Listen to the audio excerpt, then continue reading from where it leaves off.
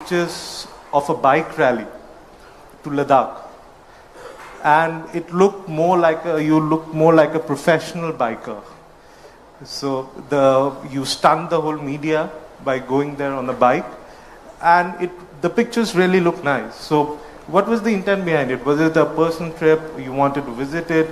Usually youngsters do that on a bike to Ladakh.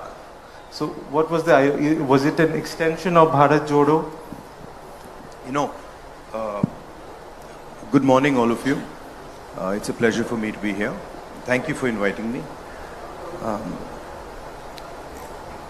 We do political tours.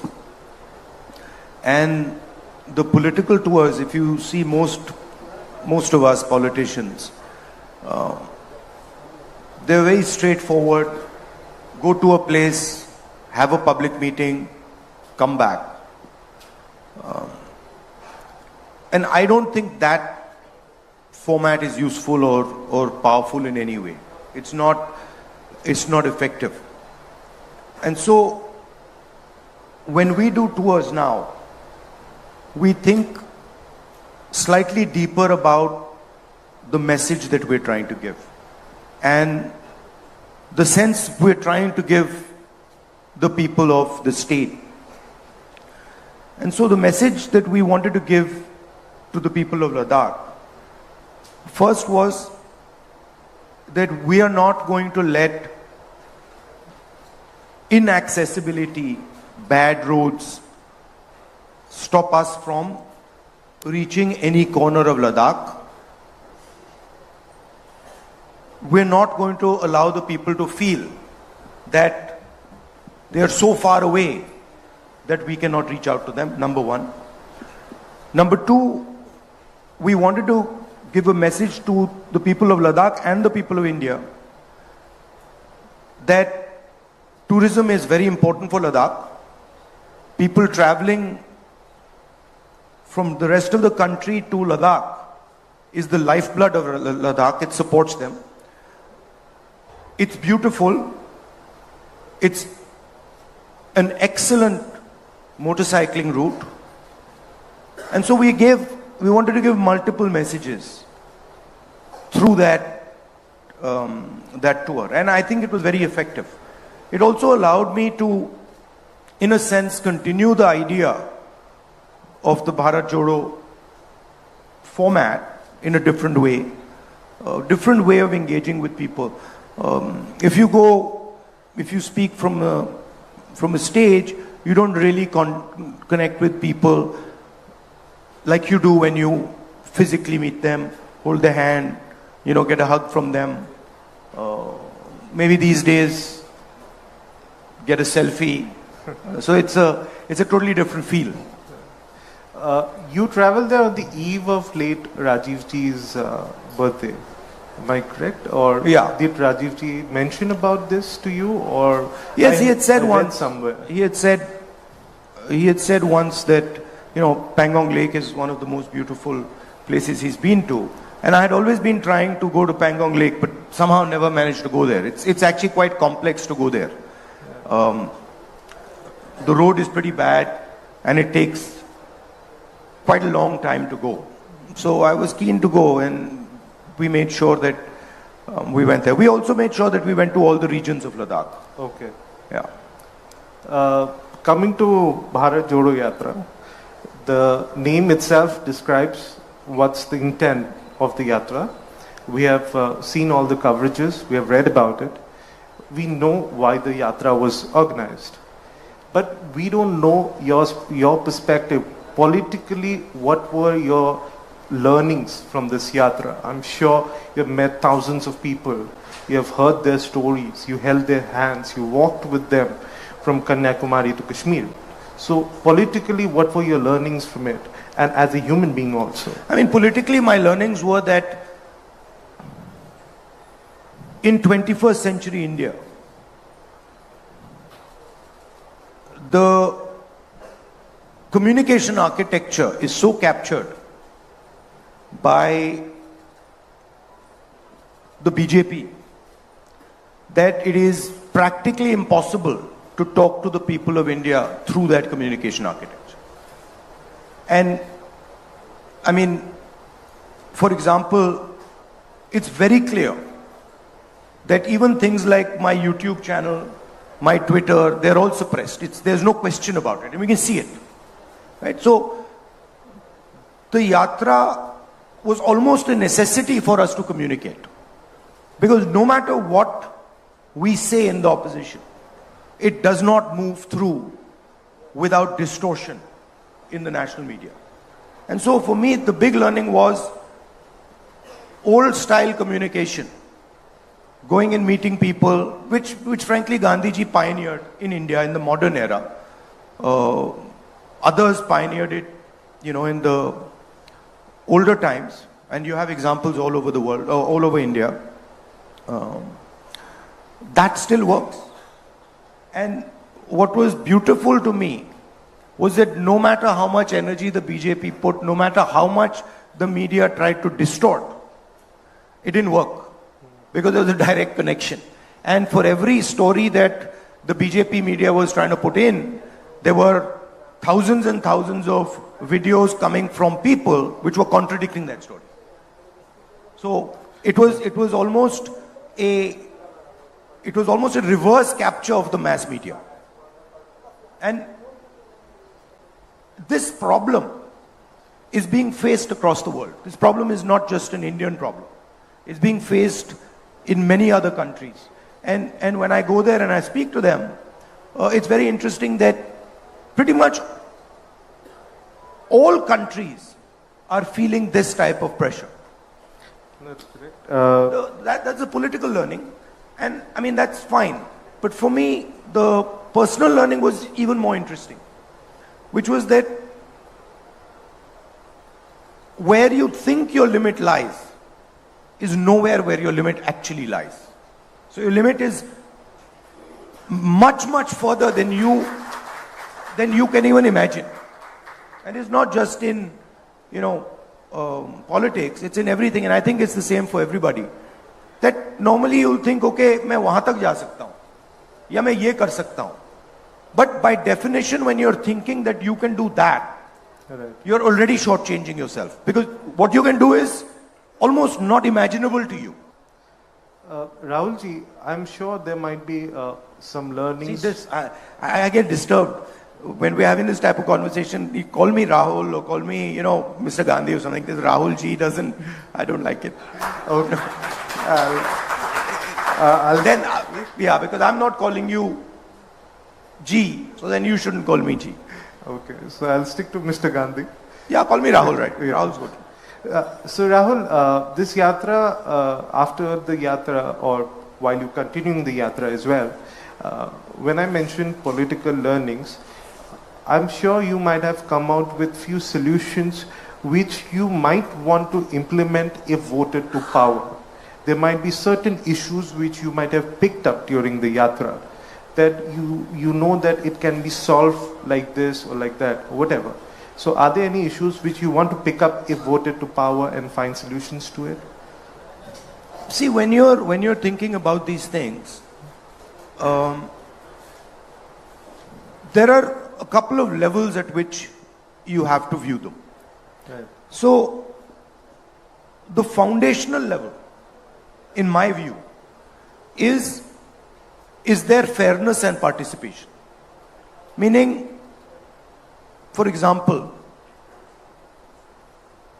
does the Northeast feel that it is participating in the national conversation? Does the Northeast feel that its ideas, its culture, its vision is being incorporated in the national conversation? So that would be a basic fairness, right? And there, on many axes, India is just completely failing, right? I did a speech in Parliament where I raised the point that the core of Indian government, 90 people who run this country, and they have much more power than MPs and MLAs. They decide policy. That's not how it was supposed to be. MLAs and MPs were supposed to decide policy. And that's how we started. But today bureaucrats decide policy. And so I looked at the 90 top bureaucrats in this country and I was shocked. I mean, I was completely blown away. 3 of them are OBCs. Now the question arises, what is the percentage of OBCs in India? What is the percentage of Dalits in India? What is the percentage of tribal minorities in India? If we do not know that, we cannot even begin to question, to address the issue of fairness. No, fairness, right? We know by and large there are 50% women in India. So we have a sense of, okay, we know how to address this issue. Because we know there are 50% women, and so it should be by and large 50% breakdown. If I see 50% women sitting here, I'm comfortable. Right? But in large areas, we just don't know it. So for me, the caste census now is a central pillar of thinking about equity in this country. So that would be at the broader level. And then you say, okay, are we giving our kids the type of education we should be giving? Are we giving them and their parents and their grandparents the type of healthcare system that we should be giving them? And then there we have examples. So I was in Rajasthan yesterday, and I think the healthcare solutions that we have come out with in Rajasthan are cutting edge anywhere on the planet in the 21st century. And so there we can see that, okay, there are some ideas that Rajasthan has developed. If you go to Chhattisgarh, some of the work that we are doing with connecting traditional production activities, manufacturing activities, some of the work we're doing with farmers is completely cutting edge. You go to Karnataka, the social security system we have set up in Karnataka is cutting edge. So there are examples of these things we can look and say, okay, this state is doing well. Rajasthan can become a framework for a national healthcare solution. Rahulji, coming to Rajasthan, Chhattisgarh, when after 2014, non-BJP parties did win few of the states. And after that, there was an air that there might be a change in 2019 in the government, but obviously that did not materialize. In coming days, you have 4 major state elections. You might win all of them, or might not win any of them, or might win 50% of them. No, the question of us not winning any of them is not going to happen. I'll tell you, there's no question. There's no way we're not going to win any of them. Okay. I would say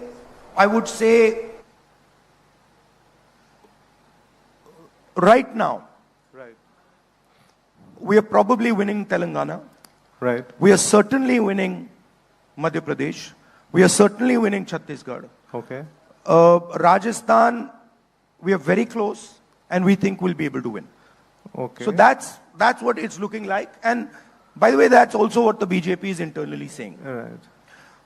We learned a very important lesson in Karnataka. Okay. And the lesson was that the BJP wins elections by distracting and not allowing us to construct our narrative. And so what we did in Karnataka, we fought the election in a way where the BJP could not. What you're seeing today, this gentleman, Mr. Biduri, and then suddenly this Mr. Nishikant Dubey, this is all the BJP trying to distract from the idea of the caste census. They know that the caste census is a fundamental thing that the people of India want, and they don't want to have that discussion. So every time we bring a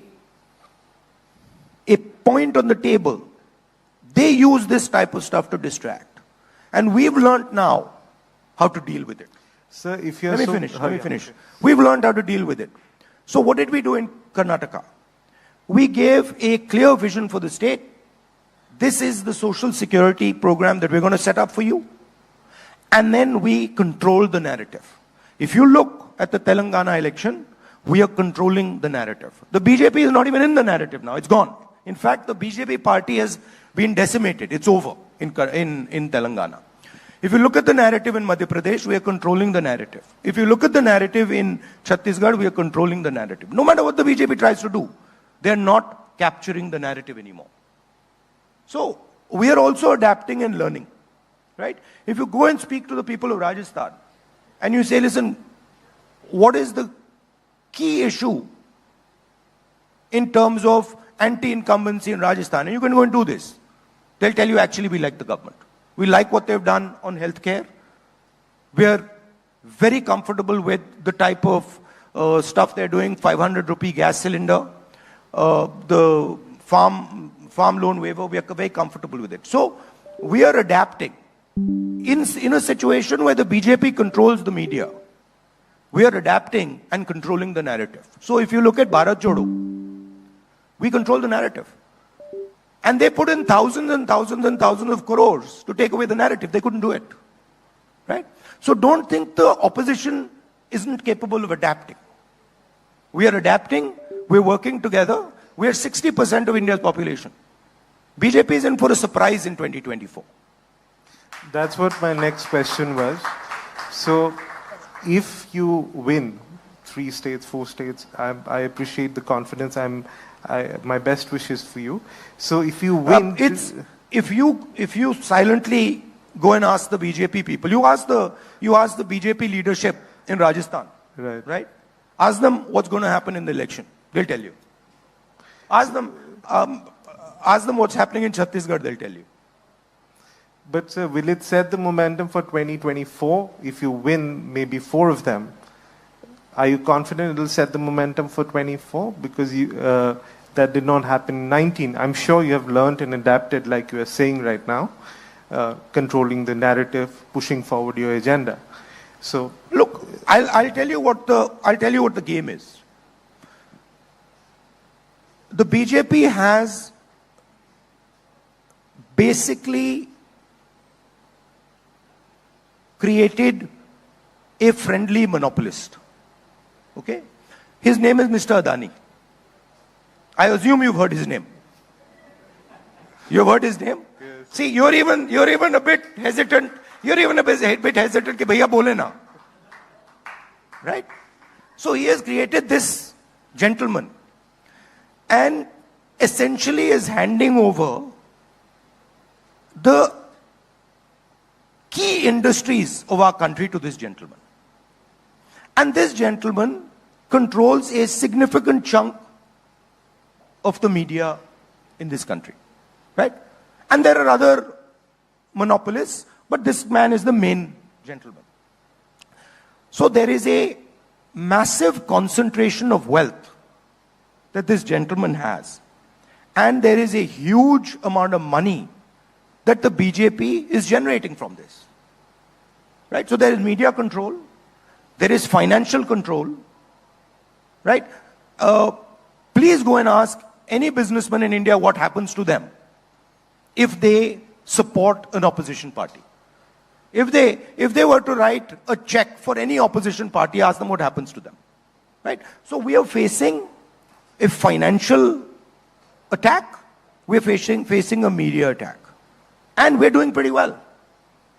We've banded together. I have not seen the opposition working like this before. Where we can sit down on the table and we can say, look, we don't quite agree with you on that. And they can say, well, we don't agree with you on that. And we'll say, okay, so what about this compromise solution? And they're like, absolutely, this works for all of us. Right? So there's a great deal of flexibility. And I must tell you, I am very impressed with the flexibility that all the opposition parties are showing. Because we understand what is at stake here. We are not fighting now a political party. You're fighting right? We are fighting the Indian state. And we are fighting to defend the idea of India. And that is why we have given our name, India. So, what's your opinion on One India, One Election, combining assembly elections with Lok Sabha elections? What's your take on that? It's one of the BJP's distraction strategies, right? Okay. Look, we started off with one election, right? When we started our elections. Why do we have different dates? Because in the Indian system, a chief minister can say, actually, in year 2, I feel comfortable enough to win an election and I'm going to hold an election, right?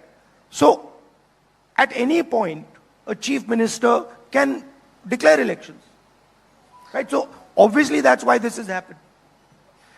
Do you think it's practically possible with so many states, so many political dynamics, and then Lok Sabha? It's a distraction. It's a distraction. Look, the main issues in India are simple. Concentration of wealth. Huge inequality in wealth, number 1.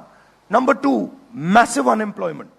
Number 3, huge unfairness towards the lower caste, towards OBCs, towards tribal communities. These are the issues. Everybody knows them. Price rise. 1,000 rupees cylinder. Right? Now, BJP can't contest those. Right? So, let's have Mr. Biduri make a statement.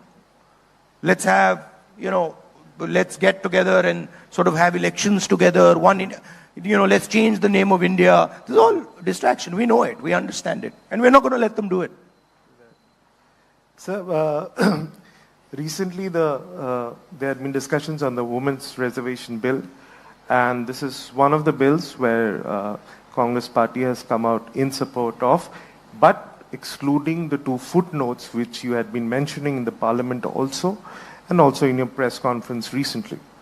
So, what is the reservation on that? The women's bill, which every single party has supported, can be implemented tomorrow morning. All you have to do is you have to say 33% of the seats are going to be reserved for women in the Lok Sabha and the Vidhan Sabha. It's very simple. There's nothing more to it. If the BJP was serious about doing it, that's what they'd do. There's no connection between giving women's reservation and census. There's no connection between giving women's reservation and delimitation. They're not connected. Right? So once again, it's a distraction. They suddenly needed, they came up with the idea of the special session and they needed something. That they came out with because we made a speech about Adani and that newspaper, we did a press conference about Adani and the newspaper, the Financial Times, came out with a story. Suddenly they want to do a special session. The first thing they were planning in the special session was, India ko Bharat kar do.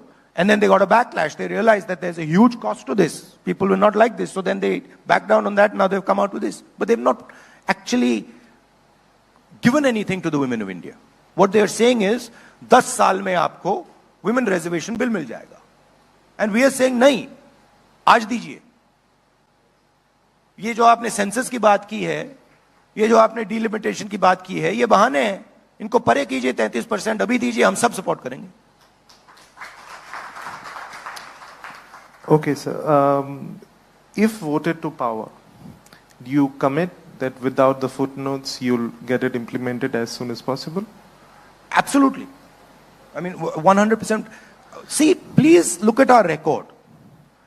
I spoke in Parliament the other day that we consider the independence to be the beginning of the transfer of power to the people of India. Not the end, the beginning. Right? One man, one vote. Institutions set up in the interest of the people of India. And we consider that to be work in progress. And we feel very strongly that Indian women are not participating in the political system the way they should be. The single biggest act to help Indian women participate in politics was carried out by the Congress party, which is 33% reservation in Panchayati Raj. That was a game changer. And we want to do this. And it's our record. Please also remember that when we were trying to pass the 33% reservation in Panchayati Raj, the BJP opposed us. And also realize that the RSS does not allow women into its ranks.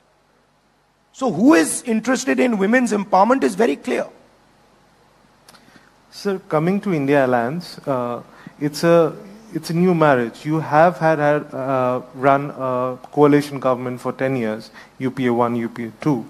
But now you have new partners in the India Alliance, which were your principal opponents in certain places. For example, Aam Aadmi Party in Delhi, TMC in Bengal.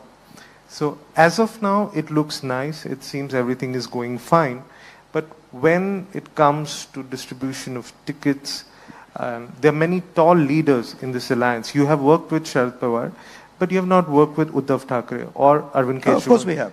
For a brief we've run a government with Uddhav Thackeray ji. I mean, you have not worked with Arvind Kejriwal. And there are many, like TMC, they might be there from outside support.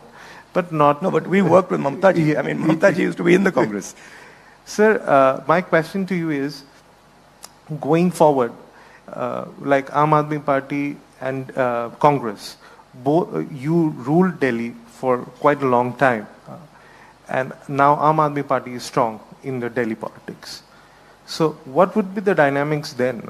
Because you will also like to retain power in Delhi. They would also like to fight. Similarly, in West Bengal, TMC has shown its strength over a period of time. At the same time, the leader of opposition from your party is from West Bengal. So obviously, you would also like to throw some weight and win some seats from there. But TMC is quite strong there. They have shown their strength. They have a proven track record. How do you think you will manage these, and also accommodation of the tall leaders which are there as partners in your India Alliance?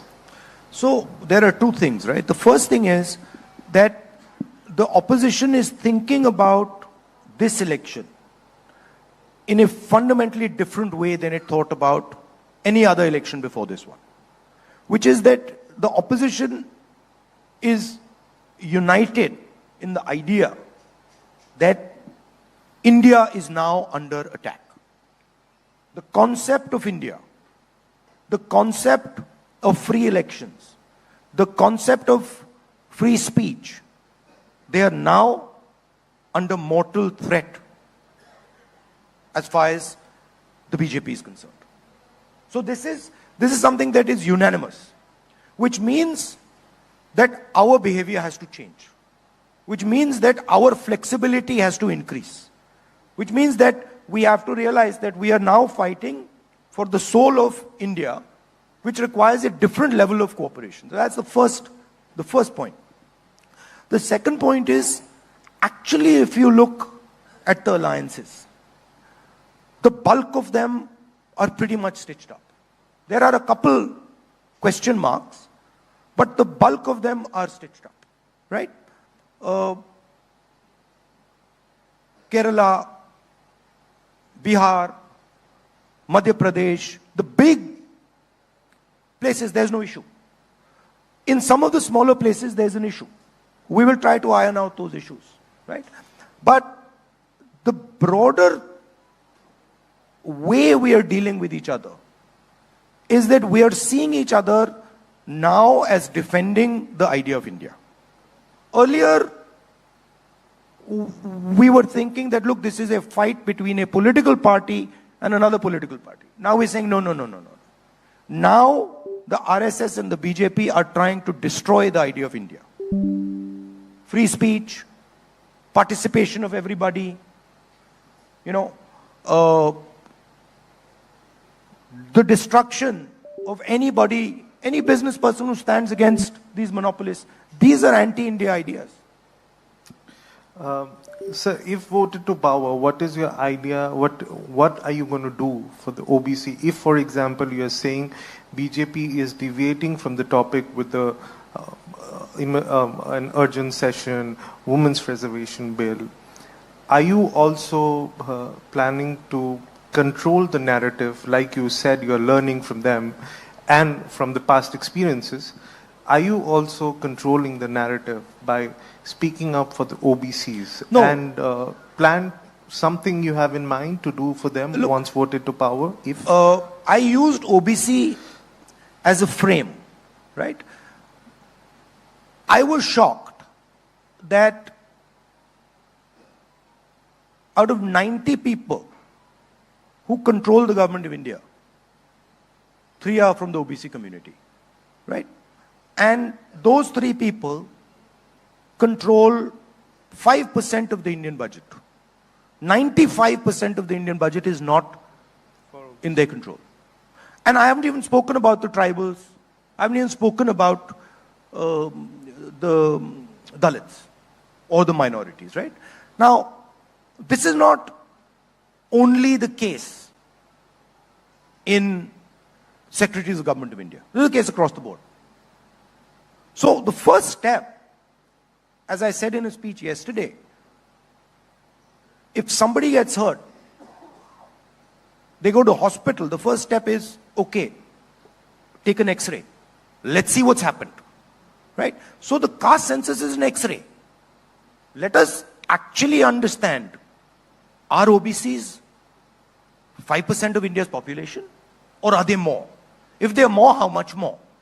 So that is the foundation of any discussion. Now we already have the OBC census data.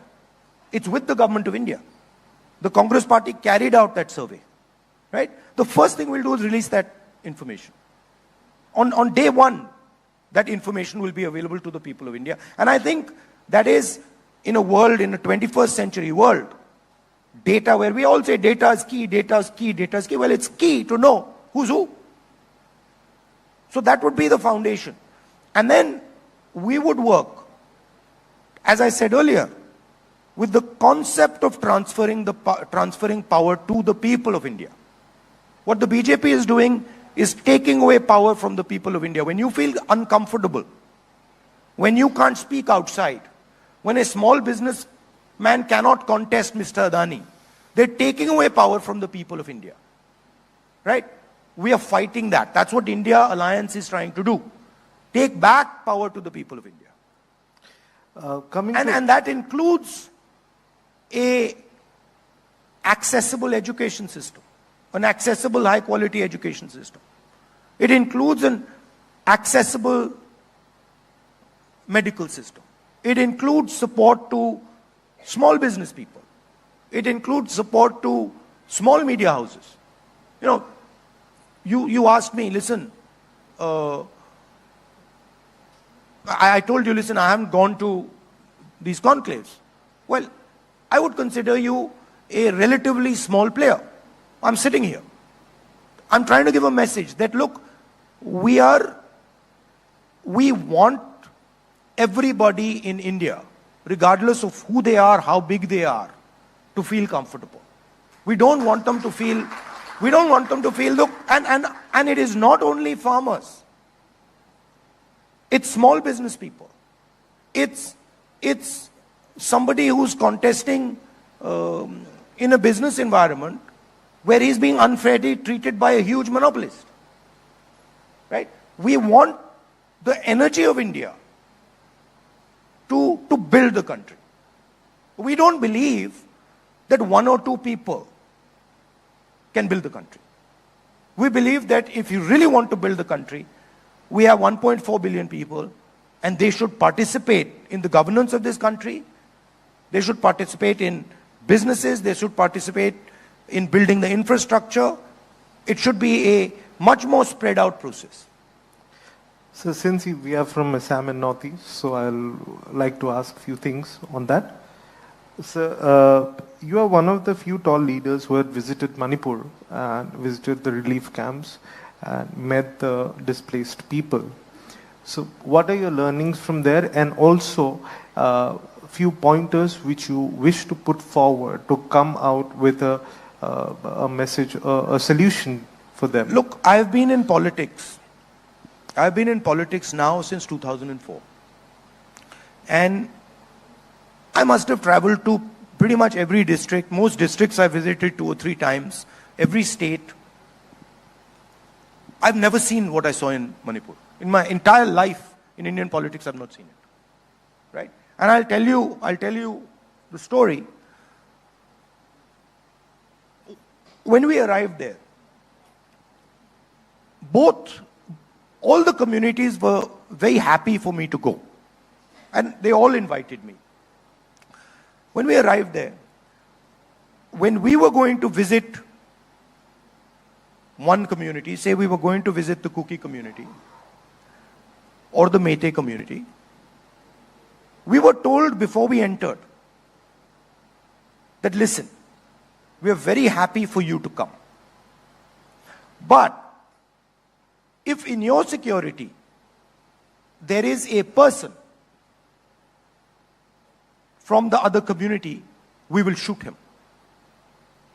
So we had to, before we entered the area, we had to say, okay, we are going into Kuki area. Meiteis, please leave. And then when we were going into Meitei area, we had to say, okay, we are going into Kuki area. Meitei, please leave. Now, I have never seen this. Where the government of India has absolutely no control, where the government of India cannot send its own paramilitary force, personnel into an area. So what has happened is that the politics of hatred that the BJP has been playing with has basically destroyed the state of Manipur. Manipur, you said the state of Manipur, and I was thinking, well, actually, no.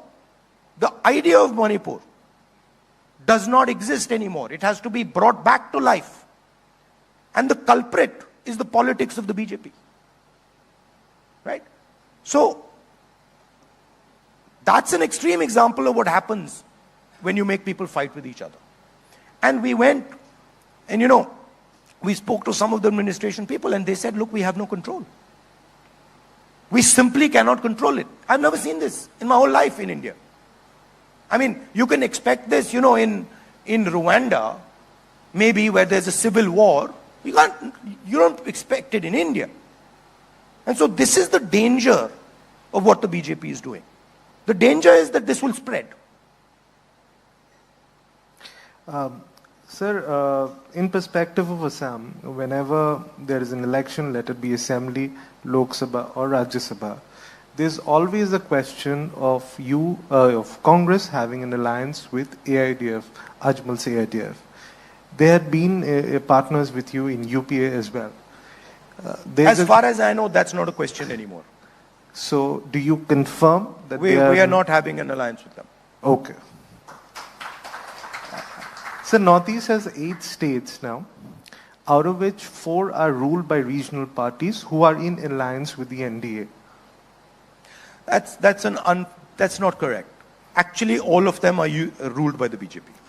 Okay, I'll put it there. Every single one of them is ruled by the BJP using the coercive power of the Indian state.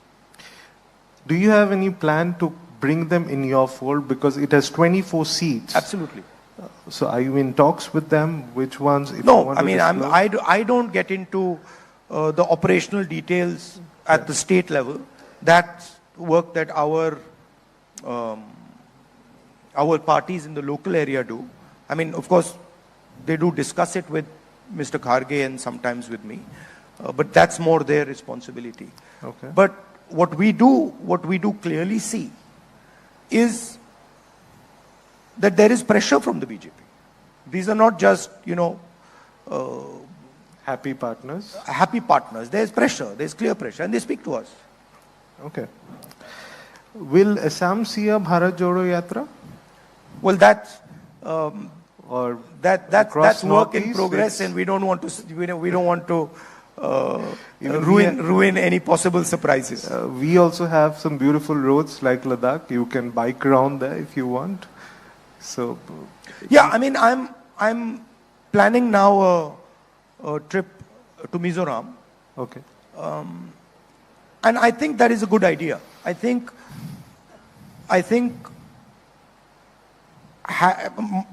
for myself, having a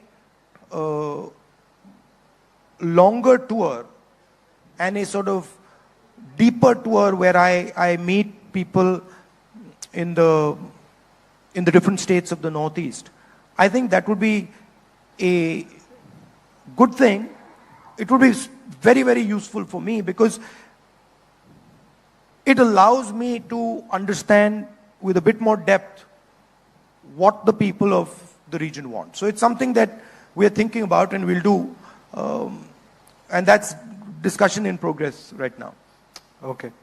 So I'm sure all of us have... You know, you're saying, is there going to be another Bharat Jodo Yatra? Please realize, walking 4,000 kilometers is not like something you do, you get up in the morning and say, hey, chalo bhaiya, 4,000 kilometers chal dete. It's not an easy thing to do, you know, it's hard. Right. So I'm sure all of us have... The tendency is, ठीक है भैया, south से north कर दिया, east से waste कर दो, अच्छा फिर इस साइड से इस एंगल से काटो, फिर इस साइड से काटो. No, I mean, you know, those are difficult things. But I don't know about the timing, but the walk from Kanyakumari to Kashmir allowed me to see India through a particular lens, a particular framework. Right? And I'm certain that the walk from east to west or west to east will allow me to see India from a different perspective and a different framework. I think walking from south to north is completely different than walking from west to east or east to west. It's a different paradigm. It's a different way of thinking. So I will have the opportunity, if we do it, to see India from a completely different perspective. So it's something that I'm quite keen to do. Let's hope that. And you know, you'll be surprised, but you'll be surprised, but actually maza aata hai. It's a crazy thing, but you know, maza aata hai. You meet people and you meet very interesting people. They tell you stuff. There's a lot of affection. People are very loving. You know, you see it very differently than when you go in a flight or when you go in a car or when you know, it's a completely different world because there is suffering involved. हमारे culture में जो तपस्या की बात करते हैं, it opens the mind actually. If you're sitting and you're in pain, you know, you see all our ancient rishis and all sitting there, or you see images of the Buddha, or you see images of Guru Nanak sitting there. There's a reason. Because they are purposely putting themselves through stress. They're putting themselves through pain. They're putting themselves through disturbance. And when you do that, it opens your mind. It allows you to see things that you never see before. I walk couple thousand kilometers. I'm telling you, after, you know, on day 3 or day 4, I was saying, bhai, matlab kya kar diya maine? Seriously, because I was like, how is this going to happen? How am I going to actually walk 4,000 kilometers? And then slowly, it unfolds. It happens. Right? So, I mean, you're from different spaces of work, you're from different, you know, you're business people, you're people who work in the NGO field. That's how you should think about it. Just take a challenge that you think you can never do. And put yourself under stress. And then you'll suddenly find that you will yourself start pulling out avenues that you'd never imagined ye ho sakta hai. And so for me, it's a learning experience. Of course, it's a political experience, but it was much more a personal experience for me. Like, my people wanted a political element to it. I was like, I'm not interested in a political element. Because for me, this is much more about, it's like a labor of love. It's not politics. It's, my country has given me so much, has given me so much affection, that it's like repaying a debt for me. Okay. I'm sure all of us have seen Rahul ji speaking at various occasions. So I've come up with a small quiz for you, and with this we'll end it. Okay. So it's a personal quiz. So you have to choose between the two. I'll give you two options. You have to choose between the two within 10 seconds. There are no prizes for it, but still you have to choose. So beginning. So workout or Netflix and chill? Workout. Indian cuisine or Chinese? Both. Okay. Martial arts or scuba diving? Now see, these are both. but if you were to say, okay, it's situational. So if I'm working and, in Delhi and all, then martial arts. Okay. Scuba diving is something that you would do, you would have to certain go place, there. yeah. So Bharat Joro beard or clean shaved? either. This is a problem that the Congress always has with me, which is that I really am not too concerned about, beard hai, nahi hai. I'm quite, Okay with yeah, either. I'm okay with, मुझे कुछ भी खाना दे दो, कोई भी कपड़े दे दो, दाढ़ी, I'm not too attached to these things. Okay. Watching reels on social media or reading a book? Reading a book. Okay. Godfather or The Dark Knight? That's a very difficult one. They're both very, very deep movies. So I would go with both. Okay. Ice cream or Golgappa? Ice cream. Okay. If not a politician, then who? Anything. Any See, politician in I particular? don't see it like that. Politician is one frame of me, right? When I am talking to my nephew and his friends, I'm a teacher, right? When I am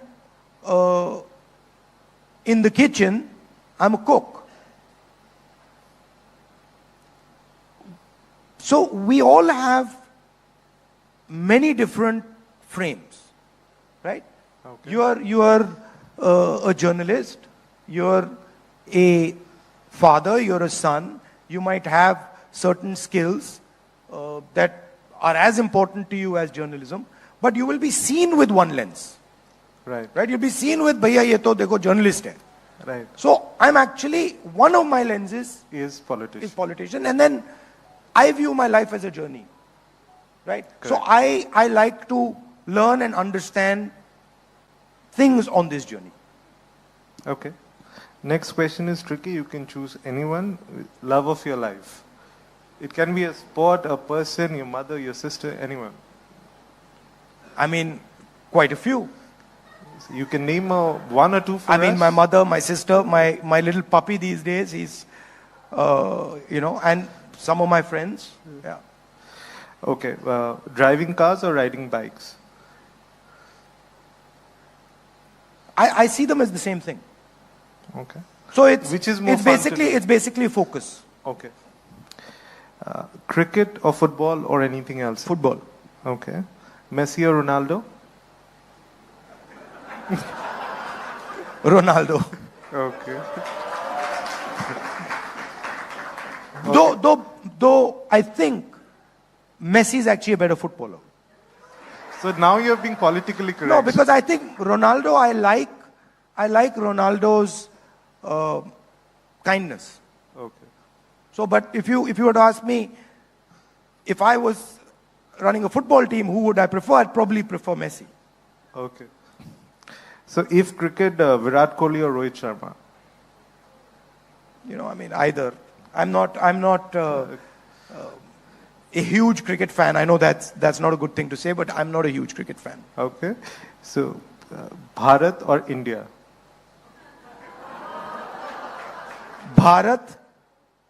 India, that is Bharat.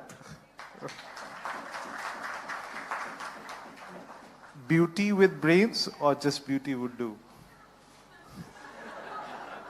Brains with beauty. Okay. Sneakers or sandals? And resume sandals. Again, for different things. You know, if I'm running, then not sandals. Your comfort zone. Sandals. I mean, different tools for different work. Okay. Kurta pajama or t-shirt? T-shirt. Okay. Beach or mountains? Both. Okay. So this brings me to the end of this conversation with Rahulji. And thank you so much for being a patient audience. And thank you, Rahulji, for being a part of the Conclave 2023. I know it's a personal favor that you have done to me, and thank you, really. Thank you so much. Any No, last I think one of the reasons, first of all, I'd like to thank all of you for coming here. But one of the reasons I did come was because I think not enough space is given to the Northeast in the national conversation. And I feel that often I get the sense that the people of Northeast feel that they should have much more participation, that we should listen to them, understand their culture, understand their languages. So, to me, it was important that I gave a message. It wasn't just a personal thing. It was important that I gave a message that for us, all parts of India, no matter how big or small, are important. They all help build India, and we love and respect them all. So thank you. Thank you very much. Thank you so much, sir.